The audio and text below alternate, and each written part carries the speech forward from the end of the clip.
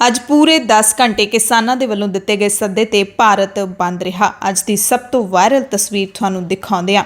ਇਹ ਹਲ ਕੱਢਣਗੇ ਹੱਲ।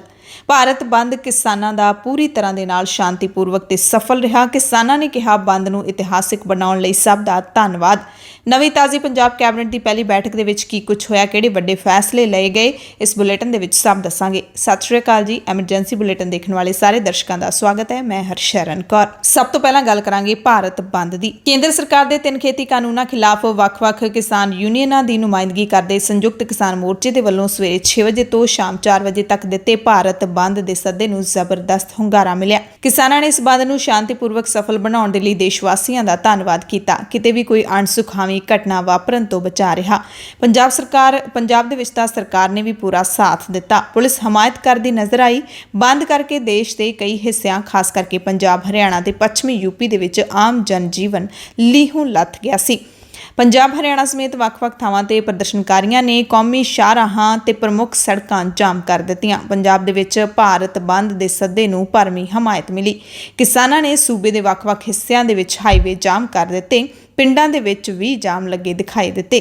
ਕਿਸਾਨਾਂ ਤੋਂ ਬਿਨਾਂ ਮੁਲਾਜ਼ਮ ਵਰਗ ਤੇ ਹੋਰ ਵੀ ਲੋਕ ਆਪੋ ਆਪਣੀਆਂ ਦੁਕਾਨਾਂ ਤੇ ਹੋਰ ਕਾਰੋਬਾਰ ਬੰਦ ਕਰਕੇ ਵੱਖ-ਵੱਖ ਥਾਈਂ ਲੱਗੇ ਧਰਨਿਆਂ ਦੇ ਵਿੱਚ ਸ਼ਾਮਿਲ ਹੋਏ। ਜ਼ਿਆਦਾਤਰ ਵਿਦਿਅਕ ਅਦਾਰੇ ਬੰਦ ਰਹੇ, ਸਰਕਾਰੀ ਦਫ਼ਤਰ ਵੀ ਬੰਦ ਰਹੇ।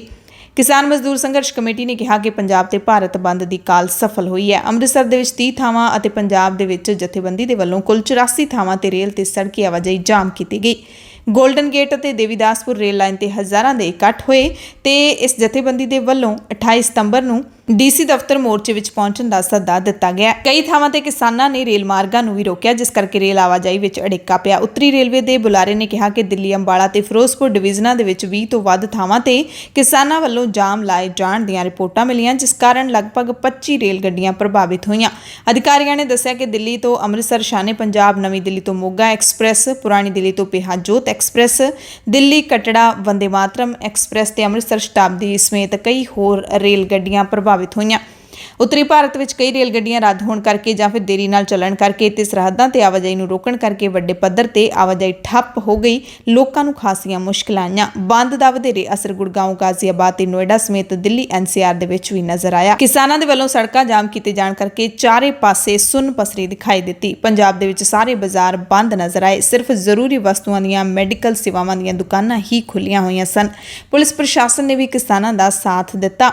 ਬੰਦ ਨੂੰ ਭਾਰਤ ਸਮੇਤ ਵਿਦੇਸ਼ਾਂ ਤੋਂ ਵੀ ਹੁੰਗਾਰਾ ਮਿਲਿਆ। ਕੈਨੇਡਾ ਤੇ ਇੰਗਲੈਂਡ ਦੇ ਕਈ ਸ਼ਹਿਰਾਂ ਦੇ ਵਿੱਚ ਪ੍ਰਦਰਸ਼ਨ ਹੋਏ। ਦਿੱਲੀ ਦੇ ਵਿੱਚ ਕਾਰੋਬਾਰ ਬੇਸ਼ੱਕ ਚੱਲਦੀ ਰਹੀ, ਪਰ ਦਿੱਲੀ ਬਾਰਡਰਾਂ ਤੇ ਕਿਸਾਨਾਂ ਦੇ ਵੱਲੋਂ ਵੱਡੇ ਜਾਮ ਲਾਏ ਗਏ। ਕਰਨਾਟਕ ਦੀ ਰਾਜਧਾਨੀ ਬੰਗਲੁਰੂ ਦੇ ਵਿੱਚ ਵੀ ਕੰਨੜ ਜਥੇਬੰਦੀ ਦੇ ਕਾਰਕੁਨਾਂ ਨੇ ਭਾਰਤ ਬੰਦ ਦੇ ਮੱਦੇਨਜ਼ਰ ਸੜਕਾਂ ਜਾਮ ਕਰ ਦਿੱਤੀਆਂ। ਹਾਲਾਂਕਿ ਪੁਲਿਸ ਉਹਨਾਂ ਨੂੰ ਉੱਥੋਂ ਜਬਰੀ ਚੁੱਕ ਕੇ ਲੈ ਗਈ। ਗੁਹਾਟੀ ਦੇ ਵਿੱਚ socialist unity centre of India ਦੇ ਕਾਰਕੁਨਾਂ ਨੇ ਰੋਸ ਮਾਰਚ ਕੱਢਿਆ। ਕਾਂਗਰਸ ਦੇ ਸਾਬਕਾ ਪ੍ਰਧਾਨ ਰਾਹੁਲ ਗਾਂਧੀ ਨੇ ਟਵੀਟ ਕਰਕੇ ਕਿਸਾਨਾਂ ਦੇ ਭਾਰਤ ਬੰਦ ਦੀ ਹਮਾਇਤ ਕੀਤੀ। ਤਾਮਿਲਨਾਡੂ ਦੇ ਵਿੱਚ ਕਿਸਾਨ ਅੰਦੋਲਨ ਦੌਰਾਨ ਪ੍ਰਦਰਸ਼ਨਕਾਰੀ ਪੁਲਿਸ ਦੇ ਵੱਲੋਂ ਲਾਏ ਗਏ ਬੈਰੀਕੇਡਾਂ ਨੂੰ ਤੋੜ ਕੇ ਅੱਗੇ ਵਧ ਗਏ। ਪੁਲਿਸ ਨੇ ਕੁਝ ਪ੍ਰਦਰਸ਼ਨਕਾਰੀਆਂ ਨੂੰ ਹਿਰਾਸਤ ਵਿੱਚ ਲੈ ਲਿਆ। ਹਰਿਆਣਾ ਦੇ ਸੋਨੀਪਤ ਰੇਲਵੇ ਸਟੇਸ਼ਨ ਤੇ ਕਿਸਾਨਾਂ ਨੇ ਇਕੱਠ ਕਰਕੇ ਦਿੱਲੀ ਵੱਲ ਜਾ ਰਹੀ ਮਾਲ ਗੱਡੀ ਨੂੰ ਰੋਕਿਆ। ਕਿਸਾਨਾਂ ਨੇ ਕਿਹਾ, ਅਸੀਂ ਸ਼ਾਂਤੀ ਨਾਲ ਧਰਨਾ ਦੇ ਰਹੇ ਹਾਂ, ਕਿਸੇ ਤਰ੍ਹਾਂ ਦੇ ਨਾਲ ਵੀ ਅਸੀਂ ਕਾਨੂੰਨ ਨੂੰ ਹੱਥ ਵਿੱਚ ਨਹੀਂ ਲਵਾਂਗੇ। ਭਾਰਤ ਬੰਦ ਨੂੰ ਲੈ ਕੇ ਪੁਲਿਸ ਵੀ ਪੂਰੀ ਤਰ੍ਹਾਂ ਮੁਸਤੈਦ ਰਹੀ। 4 ਵਜੇ ਪੂਰਾ ਭਾਰਤ ਖੁੱਲਣ ਤੋਂ ਬਾਅਦ ਕਿਸਾਨਾਂ ਨੇ ਲੋਕਾਂ ਦਾ ਧੰਨਵਾਦ ਕੀਤਾ ਤੇ ਕਿਹਾ ਕਿ ਅੱਜ ਦੇ ਭਾਰਤ ਬੰਦ ਨੂੰ ਇਤਿਹਾਸਿਕ ਅਤੇ ਸਫਲ ਬਣਾਉਣ ਦੇ ਲਈ ਸਾਰੇ ਕਿਸਾਨਾਂ, ਮਜ਼ਦੂਰਾਂ, ਵਿਦਿਆਰਥੀਆਂ, ਕਰਮਚਾਰੀਆਂ ਅਤੇ ਸਮਾਜ ਦੇ ਸਾਰੇ ਵਰਗਾਂ ਦਾ ਧੰਨਵਾਦ। ਕਿਸਾਨ ਮੋਰਚੇ ਨੇ ਕਿਹਾ ਕਿ ਕੇਂਦਰ ਸਰਕਾਰ ਤੇ ਭਾਜਪਾ ਇਹ ਜਾਣ ਲਵੇ ਕਿ ਕਿਸਾਨ ਅੰਦੋਲਨ ਦੀ ਜਿਹੜੀ ਗਤੀ ਹੈ, ਰਫ਼ਤਾਰ ਹੈ, ਦਿਨੋਂ ਦਿਨ ਵੱਧ ਰਹੀ ਹੈ ਤੇ ਮੰਗਾਂ ਪੂਰੀਆਂ ਹੋਣ ਤੱਕ ਸਾਡਾ ਕਿਸਾਨੀ ਸੰਘਰਸ਼ ਜਾਰੀ ਰਹੇਗਾ। ਇਸ ਮੌਕੇ ਟਵਿੱਟਰ ਤੇ ਕਿਸਾਨ ਏਕਤਾ ਮੋਰਚਾ ਨੇ ਇਹ ਵੀ ਕਿਹਾ ਕਿ ਇੱਕ ਪਾਸੇ ਤਾਂ ਭਗਤ ਕਹਿ ਰਹੇ ਨੇ ਭਾਰਤ ਬੰਦ ਅਸਫਲ ਰਿਹਾ ਤੇ ਸਭ ਕੁਝ ਖੁੱਲ੍ਹਾ ਸੀ, ਦੂਸਰੇ ਪਾਸੇ ਭਗਤ ਕਹਿ ਰਹੇ ਨੇ ਕਿ ਕਿਸਾਨਾਂ ਦੇ ਭਾਰਤ ਬੰਦ ਕਾਰਨ ਲੋਕਾਂ ਤੇ ਦੇਸ਼ ਦਾ ਇੰਨਾ ਨੁਕਸਾਨ ਹੋਇਆ। ਅਸਲ ਗੱਲ ਤਾਂ ਇਹ ਹੈ ਕਿ ਬੰਦ ਪੂਰਨ ਰੂਪ ਨਾਲ ਅਹਿੰਸਕ, ਕਾਮਯਾਬ ਤੇ ਬਹੁਤ ਪ੍ਰਭਾਵਸ਼ਾਲੀ ਰਿਹਾ। ਭਾਜਪਾ ਤੇ ਭਗਤ ਇਸ ਨੂੰ ਪਚਾ ਨਹੀਂ ਪਾ ਰਹੇ। ਟਵਿੱਟਰ ਦੀ ਗੱਲ ਕਰ ਲਈਏ ਤਾਂ ਟਵਿੱਟਰ ਤੇ ਲਗਾਤਾਰ ਟ੍ਰੈਂਡ ਕੀਤਾ ਆਜ ਭਾਰਤ ਬੰਦ ਹੈ। ਨਾਲ ਹੀ ਟ੍ਰੈਂਡ ਕਰ ਰਿਹਾ ਸੀ ਨਾਕ ਕਟਾ ਆਇਆ। ਇਹ ਖਾਸ ਤੌਰ ਤੇ ਭਾਰਤ ਦੇ ਪ੍ਰਧਾਨ ਮੰਤਰੀ ਨਰਿੰਦਰ ਮੋਦੀ ਦੀ ਅਮਰੀਕਾ ਫੇਰੀ ਨੂੰ ਲੈ ਕੇ ਸੀ। ਇਸ ਦੇ ਨਾਲ ਹੀ ਫਾਰਮਰਸ ਪ੍ਰੋਟੈਸਟ, ਫਾਰਮ ਲਾਜ਼, ਕਿਸਾਨ ਅੰਦੋਲਨ ਇਹ ਵੀ ਟ੍ਰੈਂਡਿੰਗ ਦੇ ਵਿੱਚ ਰਹੀ। ਉਸ ਤੋਂ ਬਾਅਦ ਸ਼ਾਮ ਹੁੰਦੇ ਤੱਕ ਭਾਰਤ ਸਰਕਾਰ ਦੇ ਸਮਰਥਕਾਂ ਨੇ ਇਹ ਵੀ ਚਲਾਇਆ ਆਜ ਭਾਰਤ ਖੁੱਲ੍ਹਾ ਹੈ। ਇਹ ਵੀ ਟ੍ਰੈਂਡਿੰਗ ਦੇ ਵਿੱਚ ਰਿਹਾ। ਤੇ ਕਿਸਾਨ ਏਕਤਾ ਮੋਰਚਾ ਨੇ ਲਗਾਤਾਰ ਇਸ ਦਾ ਜਵਾਬ ਦਿੱਤਾ। ਟਰੈਕਟਰ ਟੂ ਟਵਿੱਟਰ ਦੇ ਵੱਲੋਂ ਵੀ ਜਿਹੜਾ ਹੈਗਾ ਤੱਥਾਂ ਦੇ ਨਾਲ ਜਵਾਬ ਦਿੱਤੇ ਗਏ। ਕਿਸਾਨ ਲੀਡਰ ਰਾਕੇਸ਼ ਟਿਕੈਤ ਨੇ ਭਾਰਤ ਬੰਦ ਨੂੰ ਸਫਲ ਦੱਸਦਿਆਂ ਮੀਡੀਆ ਦੇ ਨਾਲ ਗੱਲਬਾਤ ਕੀਤੀ ਤੇ ਕਿਹਾ ਕਿ ਸਾਡਾ ਭਾਰਤ ਬੰਦ ਸਫਲ ਰਿਹਾ, ਸਾਨੂੰ ਸਾਰੇ ਕਿਸਾਨਾਂ ਦਾ ਸਾਥ ਮਿਲਿਆ। ਅਸੀਂ ਸਾਰਾ ਕੁਝ ਠੱਪ ਨਹੀਂ ਕਰ ਸਕਦੇ ਕਿਉਂਕਿ ਲੋਕਾਂ ਦੀ ਆਵਾਜਾਈ ਦਾ ਵੀ ਖਿਆਲ ਰੱਖਣਾ ਪੈਣਾ। ਅਸੀਂ ਗੱਲਬਾਤ ਲਈ ਤਿਆਰ ਹਾਂ ਪਰ ਹਜੇ ਗੱਲਬਾਤ ਨਹੀਂ ਹੋ ਰਹੀ। ਉਹਨਾਂ ਨੇ ਕੇਂਦਰ ਸਰਕਾਰ ਨੂੰ ਕਹਿ ਦਿੱਤਾ ਹੈ ਕਿ ਕਾਨੂੰਨ ਵਾਪਸ ਲੈਣੇ ਹੀ ਪੈਣਗੇ। ਜੇਕਰ ਸਾਡੀਆਂ ਮੰਗਾਂ ਨਾ ਮੰਨੀਆਂ ਤਾਂ ਅਸੀਂ ਅੰਦੋਲਨ ਹੋਰ ਵੀ ਤੇਜ਼ ਕਰ ਦਿਆਂਗੇ। ਕਿਸਾਨਾਂ ਨੂੰ ਸੁਨੇਹਾ ਦਿੰਦਿਆਂ ਟਿਕੈਤ ਨੇ ਕਿਹਾ ਕਿ ਆਪਣੇ ਟਰੈਕਟਰ ਤਿਆਰ ਰੱਖੋ, ਕਿਸੇ ਵੀ ਸਮੇਂ ਦਿੱਲੀ ਵਿੱਚ ਲੋੜ ਪੈ ਸਕਦੀ ਹੈ। ਜਿਹੜੇ ਲੋਕ ਦੇਸ਼ ਤੇ ਰਾਜ ਕਰਨਾ ਚਾਹੁੰਦੇ ਨੇ ਉਹਨਾਂ ਨੂੰ ਕਾਨੂੰਨ ਵਾਪਸ ਲੈਣੇ ਹੀ ਪੈਣਗੇ। ਅਸੀਂ ਇਹਨਾਂ ਨੂੰ ਲਾਗੂ ਨਹੀਂ ਹੋਣ ਦਿਆਂਗੇ। ਅਸੀਂ ਆਪਣਾ ਸੰਘਰਸ਼ ਜਾਰੀ ਰੱਖਾਂਗੇ। ਟਿਕੈਤ ਨੇ ਕਿਹਾ ਕਿ ਖੇਤੀਬਾੜੀ ਮੰਤਰੀ ਰੱਟੂ ਨੇ ਜਿਵੇਂ ਸਾਨੂੰ ਬਚਪਨ ਵਿੱਚ ਪੜ੍ਹਾਇਆ ਗਿਆ ਸੀ, ਜਿੰਨਾ ਪੜ੍ਹਿਆ ਹੈ ਸਿਰਫ ਓਨਾ ਹੀ ਬੋਲਣਾ ਹੈ, ਇਸ ਤੋਂ ਵੱਧ ਨਹੀਂ। ਤੇ ਸਾਡੇ ਖੇਤੀਬਾੜੀ ਮੰਤਰੀ ਵੀ ਅਜਿਹਾ ਹੀ ਕਰ ਰਹੇ ਨੇ। ਜੇਕਰ ਉਹਨਾਂ ਨੂੰ ਕਿਸਾਨਾਂ ਦੇ ਮੂਡ ਬਾਰੇ ਪਤਾ ਹੁੰਦਾ ਤਾਂ ਕਾਲੇ ਕਾਨੂੰਨ ਲਿਆਉਂਦੇ ਹੀ ਨਾ ਤੇ ਕਿਸਾਨ ਸਰਕਾਰ ਨੂੰ ਝੁਕਣ ਲਈ ਮਜਬੂਰ ਕਰ ਦੇਣਗੇ, ਇਹ ਕਿਹਾ ਟਿਕੈਤ ਨੇ। ਰਾਕੇਸ਼ ਟਿਕੈਤ ਸਮੇਤ ਸਾਰੇ ਵੱਡੇ ਕਿਸਾਨ ਲੀਡਰਾਂ ਨੇ ਲੋਕਾਂ ਦਾ ਧੰਨਵਾਦ ਕੀਤਾ। ਖੇਤੀਬਾੜੀ ਮੰਤਰੀ ਨੇ ਕਿਹਾ ਆਖਿਰ ਕੀ ਹੈ ਕਿਸਾਨਾਂ ਦੇ ਭਾਰਤ ਬੰਦ ਵਾਲੇ ਦਿਨ ਨਰਿੰਦਰ ਸਿੰਘ ਤੋਮਰ ਨੇ ਬਿਆਨ ਦਿੱਤਾ। ਗਵਾਲੀਅਰ ਦੇ ਐਗਰੀਕਲਚਰ ਕਾਲਜ ਦੇ ਇੱਕ ਪ੍ਰੋਗਰਾਮ ਦੇ ਵਿੱਚ ਕਿਹਾ ਕਿ ਕਿਸਾਨਾਂ ਨੂੰ ਅੰਦੋਲਨ ਦਾ ਰਾਹ ਛੱਡ ਕੇ ਗੱਲਬਾਤ ਕਰਨੀ ਚਾਹੀਦੀ ਹੈ।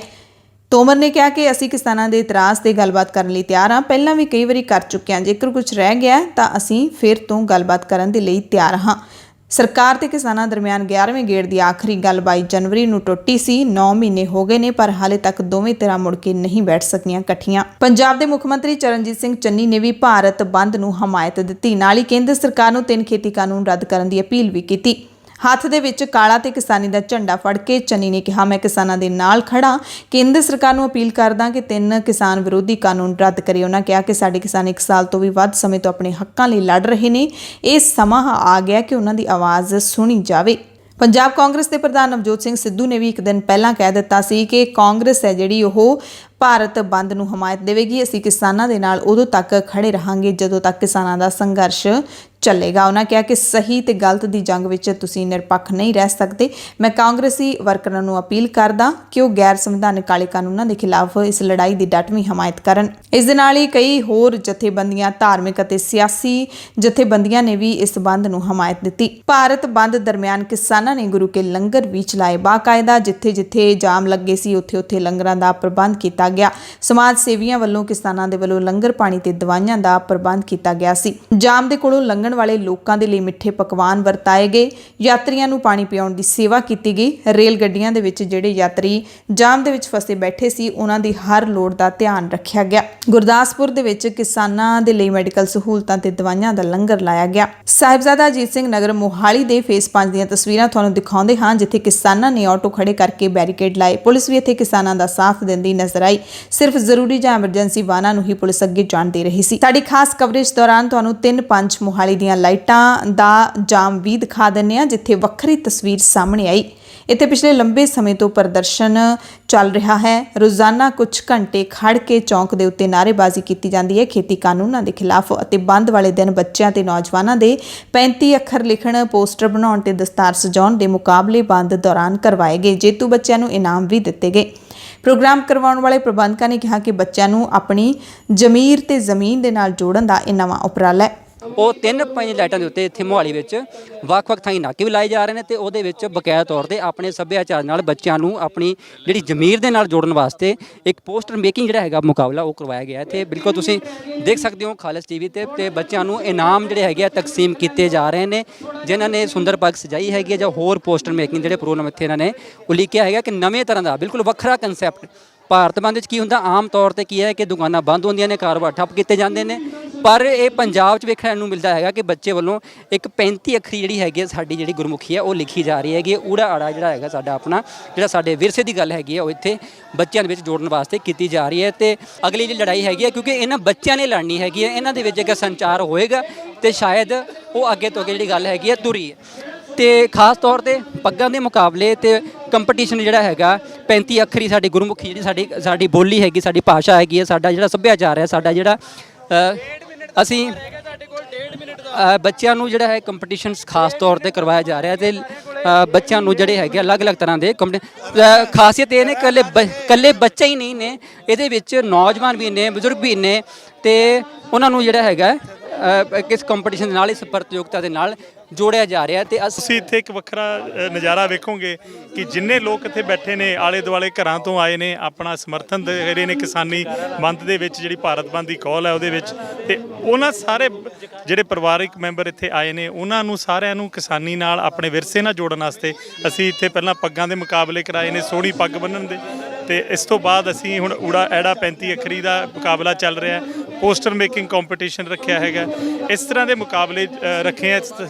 ਇੱਕ ਸੁਖਮਨੀ ਸਾਹਿਬ ਦਾ ਪਾਠ ਅਸੀਂ ਇੱਥੇ ਹੁਣੇ ਥੋੜੀ ਦੇਰ 'ਚ ਕਰਾਵਾਂਗੇ, ਅੱਜ ਹੀ ਕਰਾਵਾਂਗੇ, ਜਿਹਦੇ ਨਾਲ ਅਸੀਂ ਇਸ ਆਪਣੇ ਵਿਰਸੇ ਨੂੰ, ਜਿੱਥੇ ਕਿ ਆਪਾਂ ABC ਜਾਂ ਹੋਰ ਸਾਰੀਆਂ ਭਾਸ਼ਾਵਾਂ ਚੰਗੀਆਂ ਨੇ, ਆਪਾਂ ਉਹਨਾਂ ਨੂੰ ਅੱਗੇ ਮੁਕਤ ਤੌਰ ਤੇ ਅੱਗੇ ਲੈ ਕੇ ਜਾਂਦੇ ਆ, ਤੇ ਕਿਤੇ ਊੜਾ ਐੜਾ ਸਾਡਾ ਕਿਤੇ ਪਿੱਛੇ ਨਾ ਰਹਿ ਜੇ। ਇਸ ਕਰਕੇ ਆਪਾਂ ਆਪਣੇ ਬੱਚਿਆਂ ਨੂੰ ਆਪਣੇ ਵਿਰਸੇ ਨਾਲ ਜੋੜ ਰਹੇ ਆ। ਇਸ ਕਰਕੇ ਇਹ ਅੱਜ ਦੇ ਦਿਨ ਇਸ ਸਪੈਸ਼ਲ ਤੌਰ ਦੇ ਉੱਤੇ ਇਹ ਚੀਜ਼ਾਂ ਮੁਕਾਬਲੇ ਰਖਾਏ ਗਏ ਸੀ। ਮੋਹਾਲੀ ਦੇ ਨਾਲ ਸਿਟੀ ਬਿਊਟੀਫੁਲ ਚੰਡੀਗੜ੍ਹ ਦੇ ਵਿੱਚ ਵੀ ਬੰਦ ਦਾ ਅਸਰ ਦਿਖਿਆ। ਚੰਡੀਗੜ੍ਹ ਦੇ ਬਾਬਾ ਲਾਭ ਸਿੰਘ ਚੌਂਕ ਤੇ ਵੀ ਕਿਸਾਨ ਗੱਜੇ। ਉਧਰ ਹਰਿਆਣਾ ਸਰਕਾਰ ਨੇ ਕਿਸਾਨਾਂ ਦੇ ਅੰਦੋਲਨ ਕਾਰਨ ਦਿੱਲੀ ਯੂਪੀ ਹਰਿਆਣਾ ਸਰਹੱਦ ਤੇ ਸੜਕਾਂ ਬੰਦ ਕਰਨ ਦੇ ਵਿਰੁੱਧ ਸੁਪਰੀਮ ਕੋਰਟ ਦੇ ਵਿੱਚ ਪਟੀਸ਼ਨ ਦਾਇਰ ਕੀਤੀ ਹੈ। ਸਰਕਾਰ ਨੇ ਕਿਹਾ ਕਿ ਕਿਸਾਨਾਂ ਦੇ ਲੰਬੇ ਸੰਘਰਸ਼ ਕਰਕੇ ਆਮ ਲੋਕਾਂ ਨੂੰ ਵੱਡੀਆਂ ਮੁਸ਼ਕਲਾਂ ਦਾ ਸਾਹਮਣਾ ਕਰਨਾ ਪੈ ਰਿਹਾ ਹੈ। ਪ੍ਰਦਰਸ਼ਨਕਾਰੀ ਕਿਸਾਨਾਂ ਨੂੰ ਸੂਬੇ ਤੇ ਕੌਮੀ ਮਾਰਗਾਂ ਤੋਂ ਜਾਮ ਹਟਾਉਣ ਲਈ ਮਨਾਉਣ ਦੀਆਂ ਕੋਸ਼ਿਸ਼ਾਂ ਜਾਰੀ ਰਹਿਣਗੀਆਂ। ਖੱਟਰ ਸਰਕਾਰ ਨੇ ਸੁਪਰੀਮ ਕੋਰਟ ਨੂੰ ਦੱਸਿਆ ਕਿ ਕਿਸਾਨ ਜਨਤਕ ਥਾਵਾਂ ਤੇ ਅੰਦੋਲਨ ਦੇ ਮੁੱਦੇ ਨੂੰ ਸੁਲਝਾਉਣ ਲਈ ਸਥਾਪਿਤ ਪੈਨਲ ਨੂੰ ਨਹੀਂ ਮਿਲੇ, ਜਦਕਿ ਅਸੀਂ ਸੱਦਾ ਦਿੱਤਾ ਸੀ। ਖਬਰਾਂ ਦੇ ਵਿੱਚ ਹੁਣ ਪੰਜਾਬ ਦੀ ਨਵੀਂ ਬਣੀ ਕੈਬਨਿਟ ਦੀ ਪਹਿਲੀ ਬੈਠਕ ਬਾਰੇ ਦੱਸ ਦਿੰਦੇ ਹਾਂ ਕਿ ਪਹਿਲੀ ਬੈਠਕ ਦੇ ਵਿੱਚ ਕੀ ਕੁਝ ਵੱਡੇ ਫੈਸਲੇ ਲਏ ਗਏ ਨੇ। ਮੁੱਖ ਮੰਤਰੀ ਚਰਨਜੀਤ ਸਿੰਘ ਚੰਨੀ ਦੀ ਅਗਵਾਈ ਦੇ ਵਿੱਚ ਸਾਰੇ ਨਵੇਂ ਮੰਤਰੀ ਇਸ ਕੈਬਨਿਟ ਦੀ ਬੈਠਕ ਦੇ ਵਿੱਚ ਪਹੁੰਚੇ। ਆਸ ਕੀਤੀ ਜਾ ਰਹੀ ਸੀ ਕਿ ਕੋਈ ਵੱਡੇ ਫੈਸਲੇ ਲਏ ਜਾਣਗੇ, ਪਰ ਖਬਰ ਪੜ੍ਹੇ ਜਾਣ ਤੱਕ ਕੁਝ ਕੁ ਗੱਲਾਂ ਦੀ ਹੀ ਜਾਣਕਾਰੀ ਮਿਲੀ ਹੈ ਤੇ 3 ਘੰਟੇ ਦੀ ਕੈਬਨਿਟ ਦੀ ਬੈਠਕ ਤੋਂ ਬਾਅਦ ਪਤਾ ਲੱਗਿਆ ਕਿ ਪੰਜਾਬ ਦੇ ਪਿੰਡਾਂ ਅਤੇ ਸ਼ਹਿਰਾਂ ਦੇ ਚੁਣੇ ਹੋਏ ਨੁਮਾਇੰਦਿਆਂ ਦੇ ਲਈ ਇੱਕ ਵੱਡੀ ਰਾਹਤ ਹੈ ਜਿਹੜੀ ਉਹ ਦਿੱਤੀ ਗਈ ਹੈ। ਅਗਲੀ ਕੈਬਨਿਟ ਬੈਠਕ 1 ਅਕਤੂਬਰ ਨੂੰ ਹੋਏਗੀ, ਉਹਦੇ ਵਿੱਚ ਹੋ ਸਕਦਾ ਹੈ ਕੋਈ ਹੋਰ ਵੱਡੇ ਫੈਸਲੇ ਲਏ ਜਾਣ। ਮੰਤਰੀ ਮੰਡਲ ਨੇ ਫੈਸਲਾ ਲਿਆ ਹੈ ਕਿ ਚੁਣੇ ਹੋਏ ਮਿਊਨਿਸਪਲ ਕੌਂਸਲਾਂ, ਸਰਪੰਚਾਂ ਅਤੇ ਹੋਰਨਾਂ ਪ੍ਰਤੀਨਿਧਾਂ ਦੇ ਵਿਸ਼ੇਸ਼ ਐਂਟਰੀ ਕਾਰਡ ਬਣਾਏ ਜਾਣਗੇ ਤੇ ਇਹ ਕਾਰਡ ਦਿਖਾ ਕੇ ਉਹ ਪੰਜਾਬ ਸਿਵਲ ਸਕੱਤਰੇਤ ਸਮੇਤ ਚੰਡੀਗੜ੍ਹ ਵਿੱਚ ਪੰਜਾਬ ਸਰਕਾਰ ਦੇ ਸਾਰੇ ਦਫ਼ਤਰਾਂ ਦੇ ਵਿੱਚ ਸ਼ਾਮਲ ਹੋ ਸਕਣਗੇ, ਦਾਖਲ ਹੋ ਸਕਣਗੇ। ਇਹ ਫੈਸਲਾ ਚੁਣੇ ਹੋਏ ਪ੍ਰਤੀਨਿਧਾਂ ਦੇ ਮਾਣ ਤੇ ਸਤਿਕਾਰ ਵਾਸਤੇ ਲਿਆ ਗਿਆ ਹੈ ਕਿ ਉਹ ਜਦੋਂ ਚੰਡੀਗੜ੍ਹ ਵਿੱਚ ਸਰਕਾਰ ਦੇ ਕਿਸੇ ਵੀ ਦਫ਼ਤਰ ਵਿੱਚ ਆਉਣਾ ਚਾਹਣ ਤਾਂ ਉਹ ਆ ਸਕਣ। ਸਪੈਸ਼ਲ ਐਂਟਰੀ ਕਾਰਡ ਦਿਖਾ ਕੇ ਉਹਨਾਂ ਨੂੰ ਬਾਹਰ ਵੇਟਿੰਗ ਰੂਮ ਦੇ ਵਿੱਚ ਨਾ ਬਹਿਣਾ ਪਵੇ ਜਾਂ ਫਿਰ ਉਹਨਾਂ ਨੂੰ ਇਮਾਰਤ ਤੋਂ ਬਾਹਰ ਹੀ ਵਾਪਸ ਨਾ ਜਾਣਾ ਪਵੇ। ਉਹਨਾਂ ਨੂੰ ਐਂਟਰੀ ਹੈ ਜਿਹੜੀ ਉਹ ਮਾਨ ਸਨਮਾਨ ਦੇ ਨਾਲ ਮਿਲਣੀ ਚਾਹੀਦੀ ਹੈ। ਇਹ ਕਾਰਡ ਸੰਬੰਧਿਤ ਜ਼ਿਲ੍ਹੇ ਦੇ DC ਅਤੇ SDM ਦਫ਼ਤਰ ਦੇ ਵੱਲੋਂ ਜਾਰੀ ਕੀਤੇ ਜਾਣਗੇ। ਫਾਰਮੈਟ ਸੂਬਾ ਸਰਕਾਰ ਬਣਾਏਗੀ ਤੇ ਇਹ ਵੀ ਪਹਿਲੀ ਵਾਰੀ ਹੋਇਆ ਜਦੋਂ ਨਵੇਂ ਮੰਤਰੀਆਂ ਨੂੰ ਵਿਭਾਗ ਅਲਾਟ ਕੀਤੇ ਜਾਣ ਤੋਂ ਬਿਨਾਂ ਹੀ ਬੈਠਕ ਸੱਦੀ ਗਈ ਹੋਈ। ਸਿਆਸੀ ਮਾਹਿਰਾਂ ਨੇ ਕਿਹਾ ਕਿ ਇਹਦੇ ਪਿੱਛੇ ਵੀ ਇੱਕ ਵੱਡਾ ਰਾਜ਼ ਛੁਪਿਆ ਹੈ, ਕਿਉਂਕਿ ਪਹਿਲਾਂ ਇਹ ਕਿਹਾ ਜਾ ਰਿਹਾ ਸੀ ਕਿ ਪਹਿਲੀ ਬੈਠਕ ਦੇ ਵਿੱਚ ਮੁੱਖ ਮੰਤਰੀ ਵੱਡੇ ਫੈਸਲਿਆਂ ਤੇ ਮੋਹਰ ਲਾ ਸਕਦੇ ਨੇ ਅਤੇ ਇਸ ਵਕਤ ਉਹਨਾਂ ਦੇ ਕੋਲ ਹੀ ਸਾਰੇ ਵਿਭਾਗ ਨੇ। ਜਦੋਂ ਕਿਸੇ ਮੰਤਰੀ ਨੂੰ ਕੋਈ ਵਿਭਾਗ ਅਲਾਟ ਨਾ ਕੀਤਾ ਹੋਵੇ ਤਾਂ ਸਾਰੇ ਵਿਭਾਗ ਹੀ ਮੰਤਰੀ ਕੋਲ ਹੁੰਦੇ ਨੇ। ਸਿਆਸੀ ਮਾਹਿਰ ਕਹਿ ਰਹੇ ਸੀ ਕਿ ਚੰਨੀ ਇਸ ਮੀਟਿੰਗ ਦੇ ਵਿੱਚ ਵੱਡੇ ਫੈਸਲਿਆਂ ਤੇ ਮੋਹਰ ਲਾ ਕੇ ਸਾਰਾ ਕ੍ਰੈਡਿਟ ਖੁਦ ਲੈਣਾ ਚਾਹੁੰਦੇ ਨੇ। ਤੇ ਦਿਲਚਸਪ ਗੱਲ ਇਹ ਹੈ ਕਿ ਸਹੁੰ ਚੁੱਕਣ ਤੋਂ ਬਾਅਦ ਸਾਰੇ ਕੈਬਨਿਟ ਮੰਤਰੀਆਂ ਨੂੰ ਸਟਾਫ ਤਾਂ ਦੇ ਦਿੱਤਾ ਗਿਆ ਸੀ ਪਰ ਵਿਭਾਗ ਨਹੀਂ ਦਿੱਤੇ ਗਏ। ਤੇ ਦੂਸਰੇ ਦਿਨ ਦੀ ਦਿਲਚਸਪ ਗੱਲ ਇੱਕ ਹੋਰ ਜੁੜ ਗਈ, ਕਿਉਂਕਿ ਨਵੇਂ ਮੰਤਰੀਆਂ ਨੂੰ ਕਮਰੇ ਤਾਂ ਅਲਾਟ ਕਰ ਦਿੱਤੇ ਗਏ ਨੇ ਪਰ ਵਿਭਾਗ ਹਾਲੇ ਤੱਕ ਨਹੀਂ ਦਿੱਤੇ ਗਏ। ਪੰਜਾਬ ਸਿਵਲ ਸਕੱਤਰੇਤ ਦੇ ਵਿੱਚ ਕੈਬਨਿਟ ਮੰਤਰੀਆਂ ਤੇ ਉਹਨਾਂ ਦੇ ਨਿੱਜੀ ਅਮਲਿਆਂ ਨੂੰ ਕਮਰਿਆਂ ਦੀ ਅਲਾਟਮੈਂਟ ਹੈ ਜਿਹੜੀ ਉਹ ਕਰ ਦਿੱਤੀ ਗਈ ਹੈ। ਓਮ ਪ੍ਰਕਾਸ਼ ਸੋਨੀ ਉਪ ਮੁੱਖ ਮੰਤਰੀ, ਇਹਨਾਂ ਨੂੰ 2 ਕਮਰੇ ਦਿੱਤੇ ਗਏ ਨੇ, 31 ਤੇ 32 ਨੰਬਰ। ਇਸ ਦੇ ਨਾਲ ਮਨਪ੍ਰੀਤ ਸਿੰਘ ਬਾਦਲ ਨੂੰ ਵੀ 2 ਕਮਰੇ ਦਿੱਤੇ ਗਏ ਨੇ। ਸੁਖਵਿੰਦਰ ਸਿੰਘ ਸਰਕਾਰੀਆ ਨੂੰ 2 ਕਮਰੇ ਦਿੱਤੇ ਗਏ ਨੇ। ਵਿਜੇਂਦਰ ਸਿੰਗਲਾ ਨੂੰ ਵੀ 2 ਕਮਰੇ ਦਿੱਤੇ ਗਏ ਨੇ। ਸੰਗਤ ਸਿੰਘ ਗਿਲਜੀਆਂ ਨੂੰ 2 ਕਮਰੇ ਮਿਲੇ ਨੇ। ਅਮਰਿੰਦਰ ਸਿੰਘ ਰਾਜਾ ਵੜਿੰਗ ਨੂੰ ਵੀ 2 ਕਮਰੇ ਮਿਲੇ ਨੇ। ਤੇ ਜਿਹੜੀ ਕਮਰਿਆਂ ਦੀ ਅਲਾਟਮੈਂਟ ਕੀਤੀ ਗਈ ਹੈ ਇਸ ਦੇ ਵਿੱਚ 16 ਜਣਿਆਂ ਨੂੰ 16 ਮੰਤਰੀਆਂ ਨੂੰ ਕਮਰੇ ਦਿੱਤੇ ਗਏ ਨੇ, ਜਿਹਦੇ ਵਿੱਚ OP ਸੋਨੀ, ਓਮ ਪ੍ਰਕਾਸ਼ ਸੋਨੀ ਜਿਹੜੇ ਉਪ ਮੁੱਖ ਮੰਤਰੀ ਨੇ ਉਹਨਾਂ ਦਾ ਨਾਮ ਸ਼ਾਮਿਲ ਹੈ, ਪਰ ਉਪ ਮੁੱਖ ਮੰਤਰੀ ਸੁਖਜਿੰਦਰ ਸਿੰਘ ਰੰਧਾਵਾ ਦਾ ਨਾਮ ਇਸ ਲਿਸਟ ਦੇ ਵਿੱਚ ਸ਼ਾਮਿਲ ਹੀ ਨਹੀਂ ਹੈ। ਚਰਚਾ ਚੱਲ ਰਹੀ ਹੈ ਕਿ ਸੁਖਜਿੰਦਰ ਸਿੰਘ ਰੰਧਾਵਾ ਨੂੰ ਸੂਬੇ ਦੇ ਗ੍ਰਹਿ ਮੰਤਰੀ ਬਣਾਇਆ ਜਾ ਸਕਦਾ ਹੈ ਤੇ ਵਿੱਤ ਮੰਤਰਾਲਾ ਮਨਪ੍ਰੀਤ ਸਿੰਘ ਬਾਦਲ ਨੂੰ ਹੀ ਦਿੱਤੇ ਜਾਣ ਦੀ ਸੰਭਾਵਨਾ ਹੈ। ਮੁੱਖ ਮੰਤਰੀ ਚਰਨਜੀਤ ਸਿੰਘ ਚੰਨੀ ਨੇ ਮੁੜ ਆਪਣੀ ਸੁਰੱਖਿਆ ਘਟਾਉਣ ਦੀ ਮੰਗ ਕੀਤੀ ਹੈ। ਪਹਿਲਾਂ ਤਾਂ ਉਹਨਾਂ ਨੇ ਜਨਤਕ ਤੌਰ ਤੇ ਕਿਹਾ ਸੀ, ਪਰ ਹੁਣ ਰਸਮੀ ਤੌਰ ਤੇ ਉਹਨਾਂ ਨੇ ਪੰਜਾਬ ਦੇ DGP ਇਕਬਾਲਪ੍ਰੀਤ ਸਿੰਘ ਸਹੋਤਾ ਨੂੰ ਚਿੱਠੀ ਲਿਖ ਦਿੱਤੀ ਹੈ। ਚਿੱਠੀ ਲਿਖ ਕੇ ਚੰਨੀ ਨੇ ਕਿਹਾ ਕਿ ਮੇਰੀ ਸੁਰੱਖਿਆ ਲਈ ਤੈਨਾਤ ਅਮਲੇ ਨੂੰ ਘਟਾਉਣ ਦੇ ਲਈ ਤੁਰੰਤ ਕਾਰਵਾਈ ਅਮਲ ਦੇ ਵਿੱਚ ਲਿਆਂਦੀ ਜਾਵੇ। ਅਗਲੀ ਖਬਰ ਵੀ ਪੰਜਾਬ ਕਾਂਗਰਸ ਦੇ ਨਾਲ ਹੀ ਜੁੜੀ ਹੋਈ ਹੈ। ਪੰਜਾਬ ਕਾਂਗਰਸ ਦੇ ਪ੍ਰਧਾਨ ਨਵਜੋਤ ਸਿੰਘ ਸਿੱਧੂ ਦੇ ਸਲਾਹਕਾਰ ਅਤੇ ਨਵੇਂ ਬਣੇ ਮੰਤਰੀ ਰਜ਼ੀਆ ਸੁਲਤਾਨਾ ਦੇ ਪਤੀ ਮੁਹੰਮਦ ਮੁਸਤਫਾ ਨੇ ਵੱਡਾ ਦਾਅਵਾ ਕੀਤਾ ਹੈ। ਮੁਸਤਫਾ ਨੇ ਟਵੀਟ ਕਰਕੇ ਕਿਹਾ ਕਿ ਕਾਂਗਰਸ ਦਾ ਆਪਰੇਸ਼ਨ ਇਨਸਾਫ ਹੁਣ ਪੂਰਾ ਹੋ ਗਿਆ। ਦੇਰ ਕਹਿੰਦੇ ਜ਼ਰੂਰ ਹੋਈ ਹੈ ਪਰ ਮਿਸ਼ਨ ਪੂਰਾ ਹੋ ਗਿਆ। ਕਾਂਗਰਸ ਫਤਿਹ ਮਿਸ਼ਨ 2022 ਦਾ ਸਭ ਤੋਂ ਵੱਡਾ ਰੋੜਾ ਹਟ ਗਿਆ। ਹੁਣ ਮਿਸ਼ਨ ਜਿੱਤੇਗਾ, ਪੰਜਾਬ ਉੱਤੇ ਪੂਰਾ ਫੋਕਸ ਹੋਵੇਗਾ। ਹੁਣ ਸਵਾਲ ਉੱਠ ਰਹੇ ਨੇ ਕਿ ਸਲਾਹਕਾਰ ਸਾਹਿਬ ਕਿਸ ਰੋੜੇ ਦੀ ਗੱਲ ਕਰ ਰਹੇ ਨੇ। ਇਸ ਦੌਰਾਨ ਚਰਚਾ ਹੈ ਕਿ ਮੁਸਤਫਾ ਦਾ ਇਸ਼ਾਰਾ ਕੈਪਟਨ ਅਮਰਿੰਦਰ ਸਿੰਘ ਵੱਲ ਹੈ, ਕਿਉਂਕਿ ਪਿਛਲੇ ਕਾਫੀ ਦਿਨਾਂ ਤੋਂ ਕੈਪਟਨ ਸਾਹਿਬ ਤੇ ਸਿੱਧੇ ਹਮਲੇ ਕਰ ਰਹੇ ਨੇ। ਪਿਛਲੇ ਦਿਨੀ ਮੁਸਤਫਾ ਨੇ ਕਿਹਾ ਸੀ ਕਿ ਜੇਕਰ ਮੈਂ ਮੂੰਹ ਖੋਲ ਦਿੱਤਾ ਤਾਂ ਕੈਪਟਨ ਸਾਹਿਬ ਤੁਹਾਡੇ ਵੱਡੇ ਰਾਜ਼ ਬਾਹਰ ਆ ਜਾਣਗੇ। ਹੁਣ ਚਰਚਾ ਹੈ ਕਿ ਮੁਸਤਫਾ ਵੱਲੋਂ ਕੈਪਟਨ ਨੂੰ ਹੀ ਰਾਹ ਦਾ ਰੋੜਾ ਦੱਸਿਆ ਗਿਆ, ਕਿਉਂਕਿ ਪਿਛਲੇ ਦਿਨੀ ਕੈਪਟਨ ਅਮਰਿੰਦਰ ਸਿੰਘ ਨੂੰ ਹੀ ਮੁੱਖ ਮੰਤਰੀ ਦੇ ਅਹੁਦੇ ਤੋਂ ਲਾਂਭੇ ਕੀਤਾ ਗਿਆ ਸੀ। ਪੰਜਾਬ ਦੀ ਚੰਨੀ ਸਰਕਾਰ ਨੇ ਆਖਿਰਕਾਰ ਪੰਜਾਬ ਦਾ ਨਵਾਂ ਐਡਵੋਕੇਟ ਜਨਰਲ ਨਿਯੁਕਤ ਕਰ ਦਿੱਤਾ ਹੈ। ਨਾਮਵਰ ਸੀਨੀਅਰ ਵਕੀਲ APS ਦਿਓਲ ਨੂੰ ਪੰਜਾਬ ਦਾ ਨਵਾਂ AG ਲਾਇਆ ਗਿਆ ਹੈ। ਰਾਜਪਾਲ ਪੰਜਾਬ ਦੀ ਪ੍ਰਵਾਨਗੀ ਦੇ ਨਾਲ ਦਿਓਲ ਦੀ ਨਿਯੁਕਤੀ ਦੇ ਰਸਮੀ ਹੁਕਮ ਦਾ ਨੋਟੀਫਿਕੇਸ਼ਨ ਜਾਰੀ ਕਰ ਦਿੱਤਾ ਗਿਆ ਤੇ ਪੰਜਾਬ ਹੈਲਥ ਸਿਸਟਮ ਕਾਰਪੋਰੇਸ਼ਨ ਦੇ ਡਾਇਰੈਕਟਰ ਡਾਕਟਰ ਮਨਜੀਤ ਸਿੰਘ ਨੇ ਆਪਣੇ ਅਹੁਦੇ ਤੋਂ ਅਸਤੀਫਾ ਦੇ ਦਿੱਤਾ ਹੈ। ਹਾਲਾਂਕਿ ਅਸਤੀਫਾ ਦੇਣ ਦਾ ਕਾਰਨ ਉਹਨਾਂ ਨੇ ਨਿੱਜੀ ਦੱਸਿਆ ਹੈ। ਨਵੀਂ ਕੈਬਨਿਟ ਦੇ ਵਿਸਥਾਰ ਤੋਂ ਬਾਅਦ ਆਮ ਆਦਮੀ ਪਾਰਟੀ ਨੇ ਮੰਤਰੀਆਂ ਦੀ ਚੋਣ ਤੇ ਨਿਸ਼ਾਨਾ ਸਾਧਿਆ ਹੈ। ਆਮ ਆਦਮੀ ਪਾਰਟੀ ਨੇ ਕਾਂਗਰਸ ਦੀ ਕੈਬਨਿਟ ਦੇ ਵਿੱਚ ਭ੍ਰਿਸ਼ਟਾਚਾਰ ਦੇ ਦੋਸ਼ਾਂ ਨਾਲ ਲੱਥਪੱਥ ਵਿਅਕਤੀਆਂ ਨੂੰ ਮੰਤਰੀਆਂ ਵਜੋਂ ਸ਼ਾਮਲ ਕਰਨ ਦੀ ਨਿਖੇਧੀ ਕਰਦਿਆਂ ਇਸ ਨੂੰ ਲੋਕਤੰਤਰ ਦੀ ਤੋਹੀਨ ਦੱਸਿਆ। ਆਮ ਆਦਮੀ ਪਾਰਟੀ ਦੇ ਸੀਨੀਅਰ ਲੀਡਰ ਤੇ ਵਿਰੋਧੀ ਧਿਰ ਦੇ ਲੀਡਰ ਹਰਪਾਲ ਸਿੰਘ ਚੀਮਾ ਨੇ ਕਿਹਾ ਕਿ ਨਵੀਂ ਕੈਬਨਿਟ ਦੇ ਵਿੱਚ ਦਾਗੀ ਮੰਤਰੀਆਂ ਦੀ ਸ਼ਮੂਲੀਅਤ ਤੋਂ ਸਪਸ਼ਟ ਹੋ ਗਿਆ ਕਿ ਚਰਨਜੀਤ ਸਿੰਘ ਚੰਨੀ ਵੀ ਇਸੇ ਹੀ ਗੈਂਗ ਦਾ ਹਿੱਸਾ ਨੇ। ਕਾਂਗਰਸ ਸਿਰਫ ਮੁੱਖ ਮੰਤਰੀ ਦਾ ਚਿਹਰਾ ਬਦਲ ਕੇ ਇੱਕ ਵਾਰ ਫਿਰ ਲੋਕਾਂ ਦੀਆਂ ਵੋਟਾਂ ਲੁੱਟਣ ਤੇ ਉਤਾਰੂ ਹੈ। ਉਹਨਾਂ ਕਿਹਾ ਕਿ ਗਾਂਧੀ ਪਰਿਵਾਰ ਪੰਜਾਬ ਦੀ ਕੈਬਨਿਟ ਦੇ ਵਿੱਚ ਮਾਫੀਆ ਰਾਜ ਚਲਾਉਣ ਵਾਲੇ ਲੋਕਾਂ ਨੂੰ ਸ਼ਾਮਲ ਕਰਕੇ ਪੰਜਾਬ ਦੇ ਕੁਦਰਤੀ ਸਰੋਤਾਂ ਨੂੰ ਲੁੱਟਣਾ ਚਾਹੁੰਦਾ ਹੈ। ਪਹਿਲਾਂ ਕਹਿੰਦੇ 4.5 ਸਾਲ ਕੈਪਟਨ ਸਾਹਿਬ ਤੇ ਉਹਨਾਂ ਦੇ ਕਰੀਬੀਆਂ ਨੇ ਪੰਜਾਬ ਨੂੰ ਖੂਬ ਲੁੱਟਿਆ ਤੇ ਹੁਣ ਚੋਣਾਂ ਦੇ ਨੇੜੇ ਲੋਕਾਂ ਦੇ ਵਿਰੋਧ ਤੋਂ ਬਚਣ ਲਈ ਕਾਂਗਰਸ ਨੇ ਉਹਨਾਂ ਨੂੰ ਬਦਲ ਕੇ ਪਾਕ ਸਾਫ਼ ਹੋਣ ਦਾ ਸਿਰਫ ਢੋਂਗ ਰਚਿਆ ਹੈ। ਸਾਬਕਾ ਮੁੱਖ ਮੰਤਰੀ ਬੇਅੰਤ ਸਿੰਘ ਦੇ ਪੋਤੇ ਗੁਰਕੀਰਤ ਸਿੰਘ ਕੋਟਲੀ ਨੂੰ ਪੰਜਾਬ ਦੀ ਕੈਬਨਿਟ ਵਿੱਚ ਸ਼ਾਮਲ ਕਰਨ ਉੱਤੇ ਸਖਤ ਇਤਰਾਜ਼ ਜ਼ਾਹਿਰ ਕਰਦਿਆਂ ਚੀਮਾ ਨੇ ਕਿਹਾ ਕਿ ਅੰਤਰਰਾਸ਼ਟਰੀ ਧੀ ਦਿਵਸ ਮੌਕੇ ਧੀਆਂ ਦੀ ਪੱਤ ਲੁੱਟਣ ਵਾਲੇ ਕੋਟਲੀ ਨੂੰ ਕੈਬਨਿਟ ਦੇ ਵਿੱਚ ਸ਼ਾਮਲ ਕਰਨਾ ਅਤਿਮੰਦ ਭਾਗਾ ਹੈ। ਉਹਨਾਂ ਕਿਹਾ ਕਿ ਕਾਂਗਰਸ ਪ੍ਰਧਾਨ ਸੋਨੀਆ ਗਾਂਧੀ ਅਤੇ ਪ੍ਰਿਯੰਕਾ ਗਾਂਧੀ ਨੂੰ ਇਸ ਤੇ ਆਪਣਾ ਸਟੈਂਡ ਸਪਸ਼ਟ ਕਰਨਾ ਚਾਹੀਦਾ ਹੈ।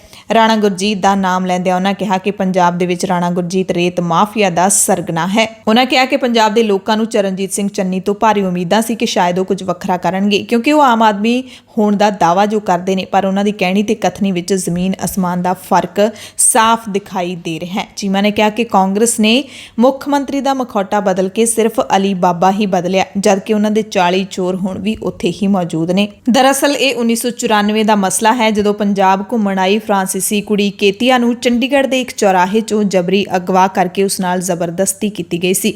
ਇਸ ਸੰਬੰਧ ਵਿੱਚ ਭਾਰਤ ਦੇ ਵਫਾਦਾਰ ਕਾਂਗਰਸੀ ਮੁੱਖ ਮੰਤਰੀ ਬੇਅੰਤ ਸਿੰਘ ਦੇ ਪੋਤੇ ਗੁਰਕੀਰਤ ਸਿੰਘ ਕੋਟਲੀ ਤੇ ਮੁਕੱਦਮਾ ਚੱਲਿਆ ਸੀ। ਬੇਵਸ ਕੇਤੀਆ ਕੁਝ ਦਿਨ ਅਖਬਾਰਾਂ ਦੇ ਪਹਿਲੇ ਪੰਨਿਆਂ ਦੀਆਂ ਸੁਰਖੀਆਂ ਬਣੀ ਤੇ ਫਿਰ ਸਰਕਾਰੀ ਦਬਾਅ ਅੱਗੇ ਮਾਮਲੇ ਦੀ ਪੈਰਵਾਈ ਨਾ ਕਰ ਸਕੀ, ਵਾਪਸ ਫਰਾਂਸ ਮੁੜ ਗਈ ਤੇ ਗੁਰਕੀਰਤ ਸਿੰਘ ਕੋਟਲੀ ਬਰੀ ਹੋ ਗਏ।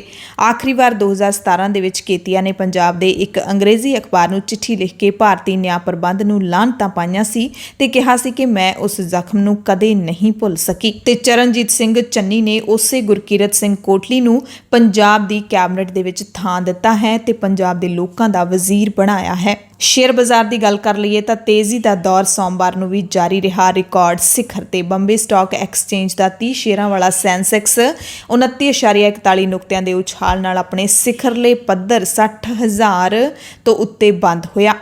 ਇਸ ਦੇ ਨਾਲ NSE ਦਾ ਨਿਫਟੀ ਵੀ 1.90 ਨੁਕਤਿਆਂ ਦੇ ਉਭਾਰ ਨਾਲ 17,855.10 ਦੇ ਰਿਕਾਰਡ ਪੱਧਰ ਤੇ ਬੰਦ ਹੋਇਆ। ਪ੍ਰਧਾਨ ਮੰਤਰੀ ਨਰਿੰਦਰ ਮੋਦੀ ਨੇ ਆਯੁਸ਼ਮਾਨ ਭਾਰਤ ਡਿਜੀਟਲ ਮਿਸ਼ਨ ਦਾ ਰਸਮੀ ਆਗਾਜ਼ ਕਰ ਦਿੱਤਾ, ਜਿਸ ਦੇ ਤਹਿਤ ਹਰੇਕ ਨਾਗਰਿਕ ਦੇ ਕੋਲ ਹੁਣ ਸਿਹਤ ID ਹੋਏਗੀ।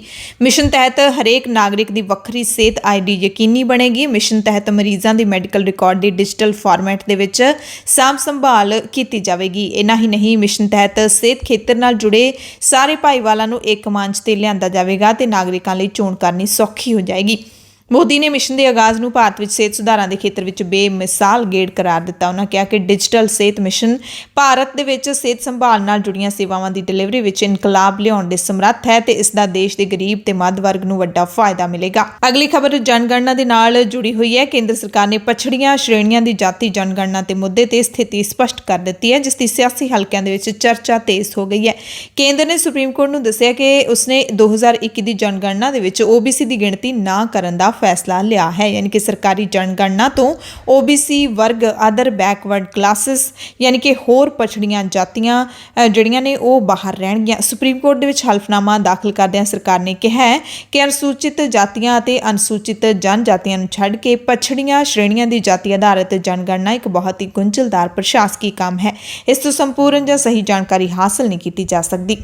ਸਰਕਾਰ ਦਾ ਕਹਿਣਾ ਹੈ ਕਿ ਅਜਿਹੀ ਜਾਣਕਾਰੀ ਨੂੰ ਜਨਗਣਨਾ ਦੇ ਦਾਇਰੇ ਤੋਂ ਬਾਹਰ ਰੱਖਣਾ ਨੀਤੀਗਤ ਫੈਸਲਾ ਹੈ। ਅਗਲੀ ਖਬਰ ਰਾਜਸਥਾਨ ਤੋਂ ਹੈ, ਜਿੱਥੇ ਅਧਿਆਪਕ ਯੋਗਤਾ ਪ੍ਰੀਖਿਆ ਦੇ ਵਿੱਚ ਗੜਬੜੀ ਨੂੰ ਰੋਕਣ ਦੇ ਲਈ ਸਰਕਾਰ ਨੇ 9 ਤੋਂ ਲੈ ਕੇ 12 ਘੰਟੇ ਤੱਕ ਪੂਰੇ ਸੂਬੇ ਦੇ ਵਿੱਚ ਇੰਟਰਨੈਟ ਬੰਦ ਰੱਖਿਆ।